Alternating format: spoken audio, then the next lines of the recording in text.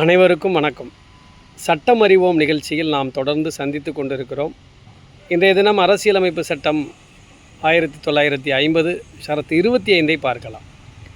ஷரத்து 25 ஒரு மிக முக்கியமான ஒரு ஷரத்து. இதில் மத நம்பிக்கை, மத வழிபாடு, அதற்கான முழு சுதந்திரத்தை ஒரு தனி மனிதனுக்கு இந்த அரசியலமைப்பு சட்டம் வழங்குகிறது. மனச்சாட்சிப்படியாக ஒரு மனிதன் தான் விரும்பிய மதத்தை பின்பற்ற, விரும்பிய மதத்தை வழிபட, விரும்பிய மதத்தினுடைய நம்பிக்கைகளை வெளிப்படுத்துவதற்கு இந்த ஷரத்து ஒரு தனி மனிதனுக்கு சுதந்திரத்தை வழங்குகிறது. இது இந்திய குடிமகன் அல்லாது பிற நாட்டவருக்கும் இது பொருந்தும்.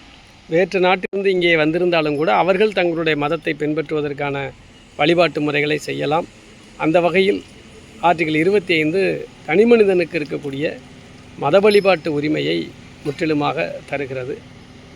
இதில் வழிபடுவதற்கான உரிமை மட்டுமல்ல, தன் சக நண்பர்கள், உறவுகள் வெளியிலே தங்களுடைய மதத்தினுடைய நம்பிக்கைகள், வழிபாட்டு முறைகளை வெளிப்படுத்துவதற்கும் உரிமையை தருகிறது, பரப்புவதற்கும் உரிமையை தருகிறது.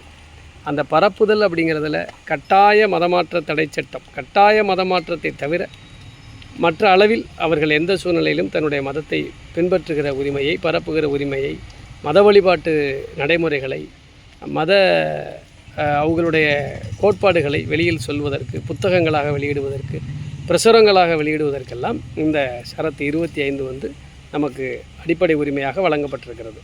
இந்தியாவில் இந்துக்கள் இருக்கிறார்கள், இஸ்லாமியர்கள் இருக்கிறார்கள், கிறிஸ்தவர்கள் இருக்கிறார்கள், புத்தர்கள் இருக்கிறார்கள், பல்வேறு மதத்தை சார்ந்தவர்கள், சீக்கிய மதத்தை சார்ந்தவர்கள் இருக்கிறார்கள்.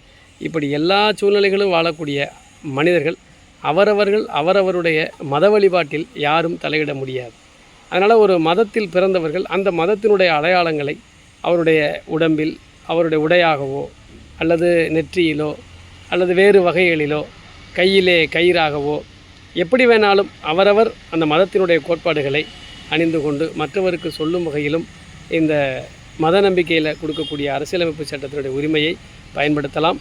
ஆர்டிகிள் 25ங்கிறத எல்லாருமே தெளிவுபடுத்திக்கணும். அதனால் ஒருத்தர் அல்லது அரசு துறையில் இருப்பவர்களோ, அரசு கட்டுப்பாட்டில் அதிகாரம் பெற்றவர்களோ எந்த சூழ்நிலையிலும் ஒரு மதத்தை மட்டும் குறிப்பிட்டு அந்த மத அடையாளங்களை, கோட்பாடுகளை கேலி செய்வதோ, அந்த மத அடையாளங்களை குறைத்து மதிப்பிடுவதோ கூடாது. எல்லா மதங்களுமே இங்கே மத உரிமையின் அடிப்படையில் பொதுவானது என்பதை அரசியலமைப்பு சட்டம் ஆர்டிகிள் 25 சொல்கிறது.